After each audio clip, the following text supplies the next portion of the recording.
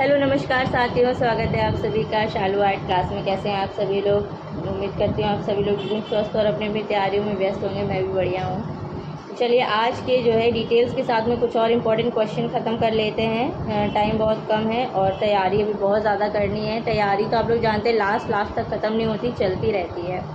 तो चलिए फिर जो भी लोग मेरे चैनल पे नए हैं, आग्रह है, मेरा रिक्वेस्ट है कि मेरे चैनल को सब्सक्राइब करके बेल आइकन दबा लें।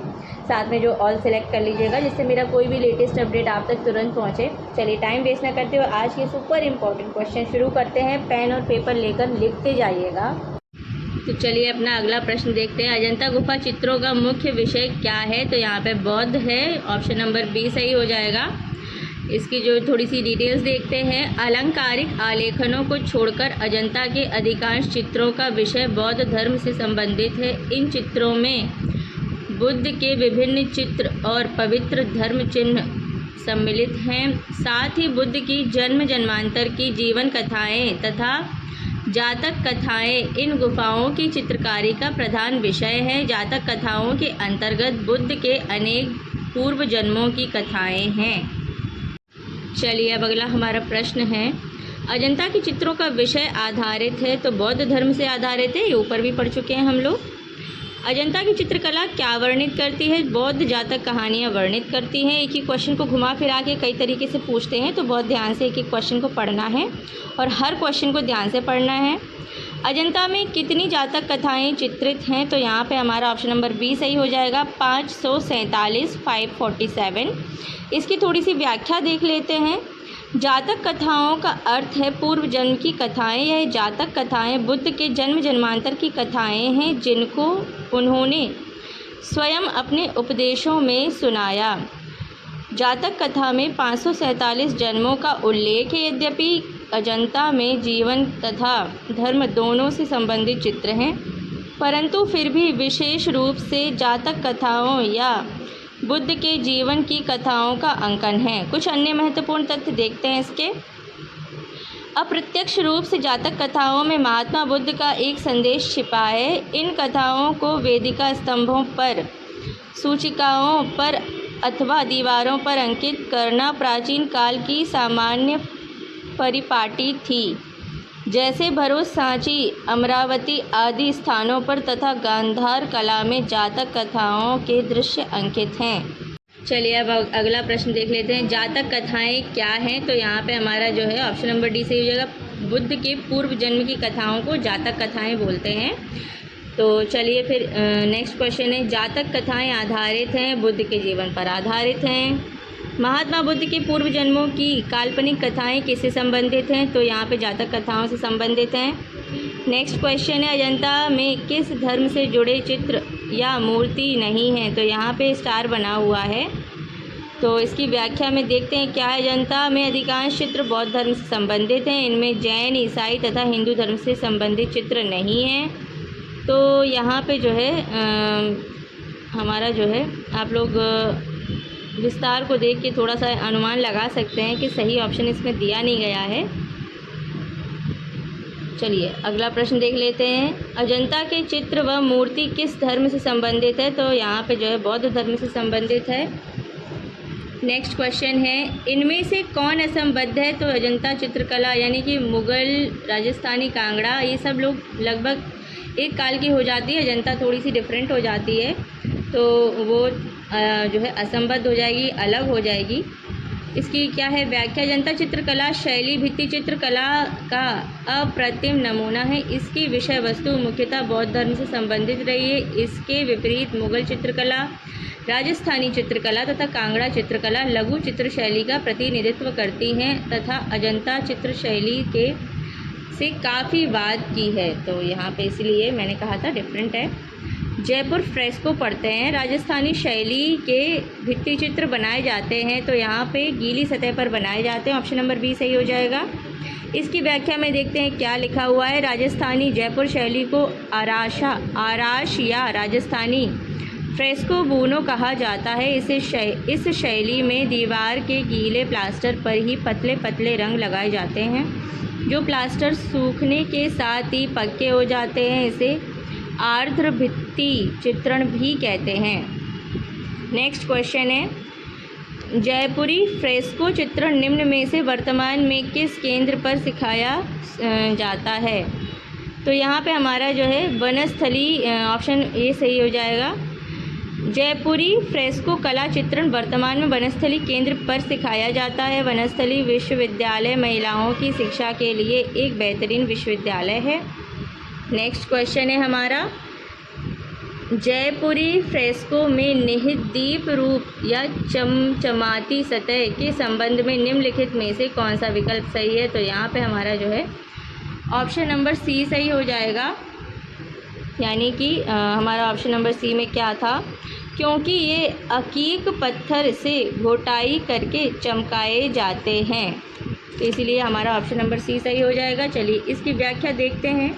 जयपुरी फ्रेस्को में निहित दीप्त रूप के लिए उन्हें अकीक पत्थर से घोटाई करके चमकाया जाता। हालांकि जयपुरी फ्रेस्को मार्बल तथा चमकदार टाइल्स पर भी बनाए जाते थे, जिन्हें घोटाई की ज़रूरत नहीं होती थी। नेक्स्ट क्वेश्चन है, जयपुर से अलवर जाने वाला भित्ति चित्रण का सिद्धहस्त चित्रकार था? तो डालू राम था। तो हमारा जो है हम व्याख्या देख लेते हैं। प्रताप सिंह के शासन काल में जयपुर से डालूराम व शिव कुमार नामक चित्रकार अपनी कलाकृतियां लेकर अलवर आए। डालूराम को प्रताप सिंह ने राज्य का कलाकार नियुक्त किया और शिव कुमार वापस जयपुर लौट गया। यूरोपीय फ्रेस्को चित्रों की तकनीक का प्रभाव भारत की किस शैली पर पड़ा है? तो यहाँ पे हमारा option number B Jaipur fresco शैली सही हो जाएगा।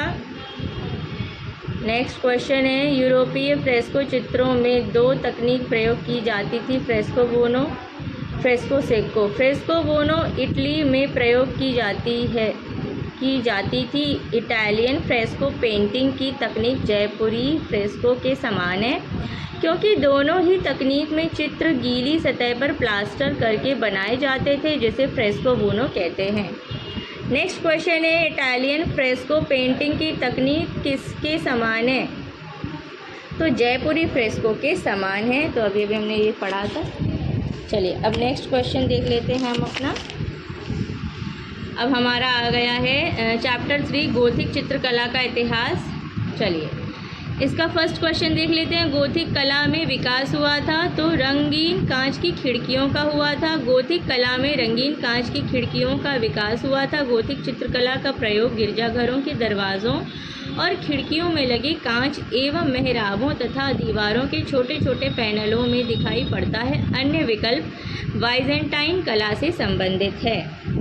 चलिए नेक्स्ट क्वेश्चन है हमारा, रंगीन कांच की खिड़कियों की कला किस समय से प्रारंभ हुई? तो यहाँ पे स्टार बना हुआ है, यानी कि सही ऑप्शन इसमें दिया नहीं गया है। इसका विस्तार देखते हैं।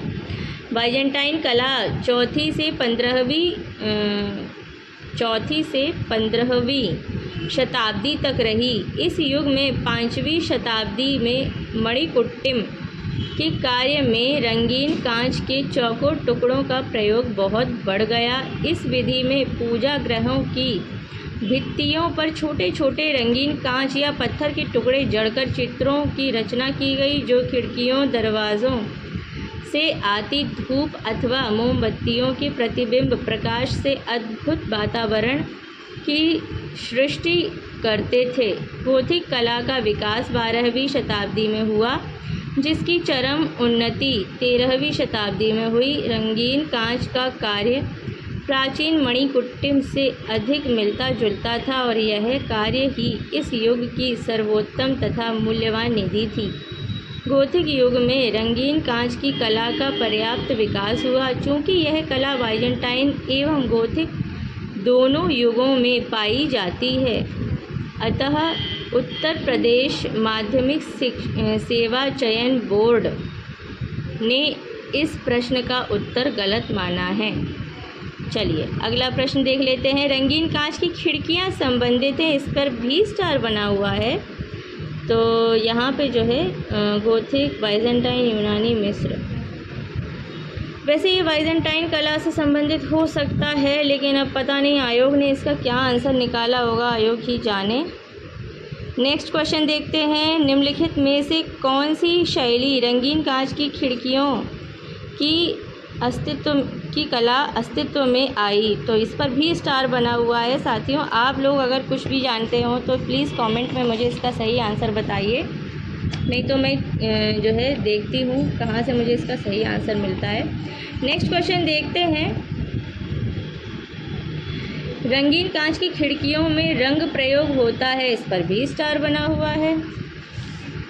चलिए देखते हैं। इटली में वेनिस के निकट कांच में धातु ऑक्साइड मिलाकर रंगीन कांच बनाने की विधि लगभग 1000 वर्षों से चली आ रही थी। इसमें आकार और चित्र भी बनते थे जो खिड़कियों में लगा दिए जाते थे। गोथिक कलाकारों ने इस विधि का भरपूर उपयोग किया और कांच की खिड़कियों में बने रंगीन चित्रों के माध्यम से आने वाले प्रकाश से पूजा गृहों के कक्षों को एक नया चमत्कारपूर्ण वातावरण प्रदान किया। उत्तर प्रदेश माध्यमिक शिक्षा सेवा चयन बोर्ड ने इस प्रश्न का उत्तर अपने प्रारंभिक उत्तर कुंजी सी माना था, किंतु संशोधित उत्तर कुंजी में इसे गलत बताया। स्पष्ट है इसका उत्तर धातु ऑक्साइड ही होगा।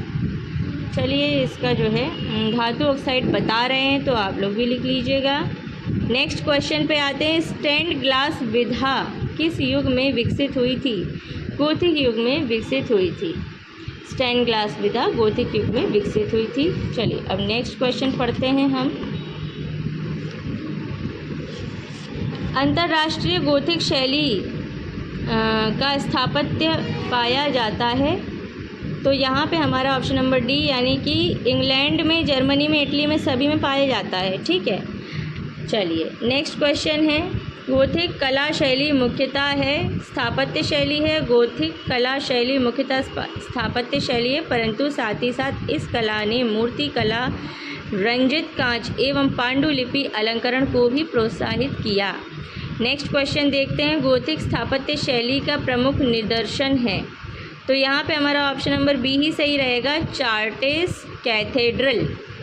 चलिए, इसकी थोड़ी सी व्याख्या भी है, उतनी ही है बस। गोथिक स्थापत्य शैली का प्रमुख निर्देशन चार्टेस कैथेड्रल थे।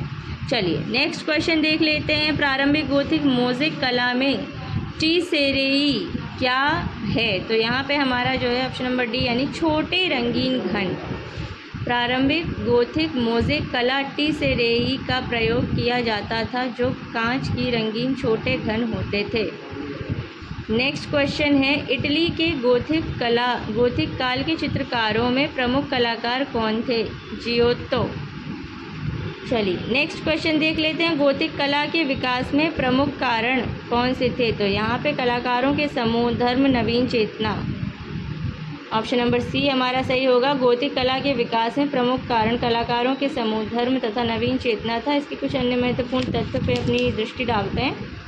गोथिक शैली का आरंभ 12वीं शती में फ्रांस में हुआ। समाज के प्रत्येक व्यक्ति ने गोथिक कला में सहयोग दिया तथा सुंदर से सुंदर शैली में के चर्चों का निर्माण हुआ, जिनको पूजाघर भी बोलते हैं। ईसाइयों में चर्च को पूजाघर को चर्च बोलते हैं। चलिए, गोथिक वास्तुशिल्प किस शताब्दी में अधिक प्रचलित हुआ? तो इस पर भी स्टार बना हुआ है। 12वीं शताब्दी से प्रारंभ हुई गोथिक शैली 14वीं शताब्दी में अपने चरमोत्कर्ष पर थी, इसीलिए ये सारे इससे ज़्यादा हैं, इसीलिए इस पर स्टार बना हुआ है। वो पहले ही ख़त्म हो चुकी थी। किस काल में आंतरिक एवं बाह्य सज्जा एक साथ करने का विचार किया गया? तो यहाँ पे हमारा जो है ऑप्शन नंबर डी सही हो जाएगा, गोथिक काल। ठीक है, नेक्स्ट क्वेश्चन। इसकी थोड़ी सी व्याख्या पहले देख लेंगे हम लोग। गोथिक काल में आंतरिक एवं बाह्य सज्जा एक साथ करने का विचार किया गया। इस काल के भवन प्रायः लंबे पतले खंभों और नुकीले मेहराबों से बने होते थे। खंभों पर मूर्तियाँ उत्कीर्ण। नेक्स्ट क्वेश्चन देख लेते हैं। नुकीले मेहराब वाले भवनों का निर्माण किस युग में हुआ? तो गोथिक युग में हुआ था। नेक्स्ट क्वेश्चन देख लेते हैं। गोथिक शैली के स्थापत्य का जन्म इससे हुआ, तो यहाँ पे हमारा ऑप्शन नंबर बी सही होगा, सेंट डेनिस गिरजा से। नेक्स्ट क्वेश्चन है, थोड़ी सी इसकी व्याख्या में क्या लिखा है। गोथिक शैली के स्थापत्य का आरंभ 12वीं शताब्दी में पेरिस के बाहर निर्मित सेंट डेनिस चर्च या गिरजा से हुआ। नेक्स्ट क्वेश्चन है, गोथिक युग की मूर्तिकला का उच्चतम शास्त्रीय रूप यहाँ पाया जाता है। तो यहाँ पे हमारा ऑप्शन नंबर बी सही हो जाएगा, रीम्स गिरजा में। चलिए नेक्स्ट क्वेश्चन है, गोथिक कला के किस चित्रकार ने इंद्रधनुषी रंगों में चित्रण किया? Master of Moulins, option number B सही हो जाएगा। इसकी क्या है व्याख्या? गोथिक कला के चित्रकार मास्टर ऑफ मोलिन्स ने इंद्रधनुषी रंगों में वर्जिन इन ग्लोरी तथा नेटिविटी का चित्रण किया। ऐसी कुछ अन्य महत्वपूर्ण तथ्य देखते हैं। एक अन्य अज्ञात कलाकार ने पिएटा चित्रित किया। रस्किन के मतानुसार पोल डी लिम्बर्ग प्रथम चित्रकार था जिसने सूर्य को आकाश में ठीक तरह से स्थान दिया। फूके को पहला महान फ्रांसीसी चित्रकार कहा गया। उसकी आकृतियाँ 15वीं शती की बरगंडी की आधुनिक वेशभूषा पहने हैं।